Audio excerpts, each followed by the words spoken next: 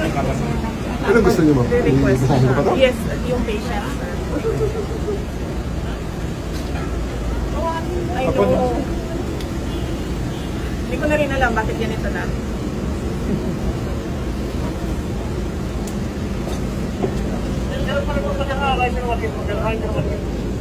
So may assisting physician. May gusto na pala siya. Meron talaga. May facility. Kinload nila, sir. Kinload. Ayaw mo talaga ayaw mo Nag-decide siya. yung ambulance yun. Deadline. Nag-decide siya on her own.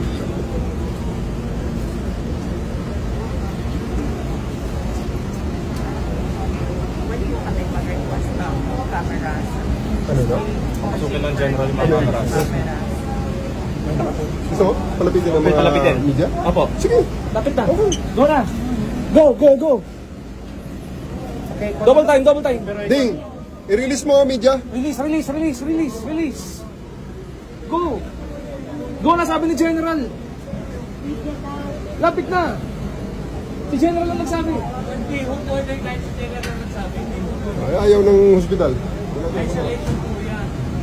Hindi, Ayaw ng hospital. hanggang dyan lang naman yung camera eh. Ayaw ng hospital. Hanggang dyan lang sa inyo. Huwag nyo lang i-block yung side ng camera. Alis na lang dito ang mga kwan para makita Hanggang ng lang, para camera. makita ng camera. Sige, ma'am.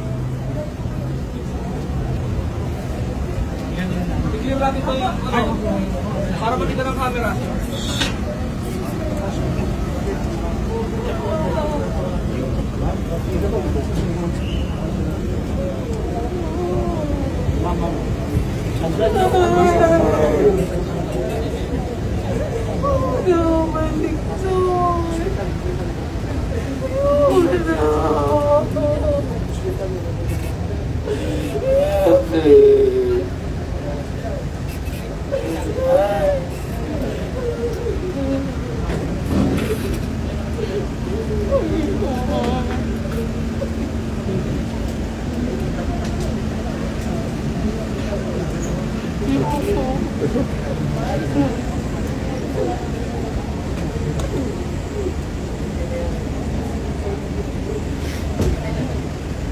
Sabi na ako dadalhin. Veterans lang. Ako dadalhin. Oh, sir, where is it? Where is it? Considering that as requested, Attorney Soraya Lopez has been examined by the physicians and cleared to the Medical Center, Quezon City. You are directed to transfer Attorney Lopez to the Veterans Memorial Medical Center, Quezon City. Sino kasama ko doon? Ma'am, si VP, and anybody of your choice. May text tayo galing kay SILG Rimulya. Ma'am, ang sabi ni SILG Rimulya, Yan din ang sabi niyo, tapos kinuha niyo ako kanina, dadalhin niyo ako sa correctional. ma'am, hindi ma'am, tapos na yun. Totoo. To General Nick Torre from the SILG John B. Rimulya, transfer of Attorney Zuleika Lopez to Veterans Memorial Center. Dear General Torre, as verbally agreed upon, the transfer of Attorney Lopez to the Veterans Memorial Hospital shall be complied with respect to the House directive to transfer her. Please accord all security measures necessary to ensure her safety. Furthermore, please allow the untethered access of her personal physicians during her confinement.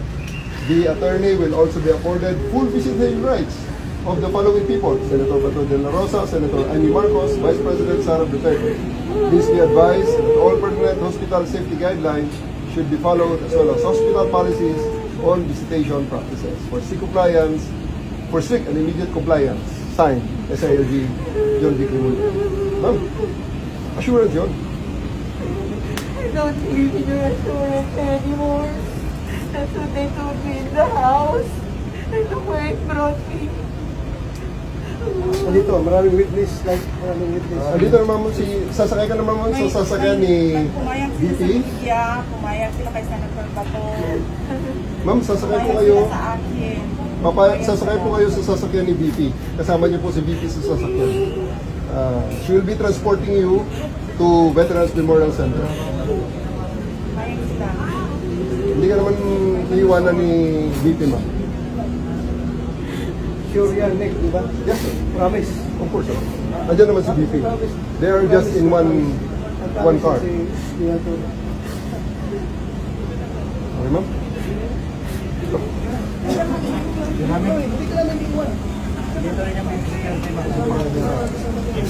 Padaan mo na, padaan na. Bibigyan nyo ng magandang ano dyan. Padaan na, padaan na.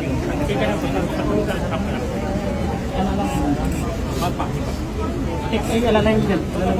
Si VP, baka ma'am. Paano, ma'am? Paano?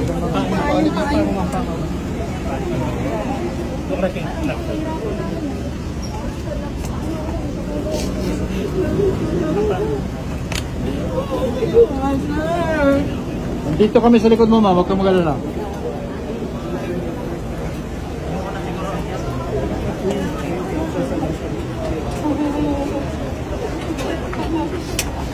Muna ako ha. Next.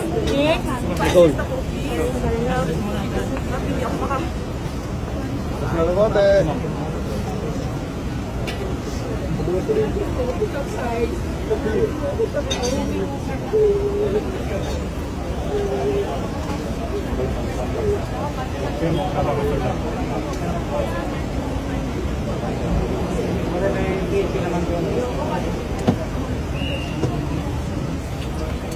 Lalay mo, lalay. Dina, dina.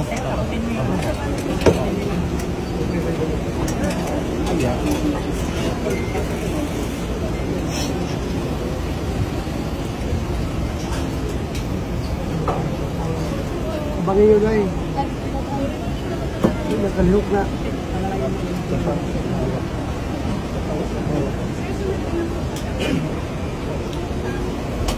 Thank you.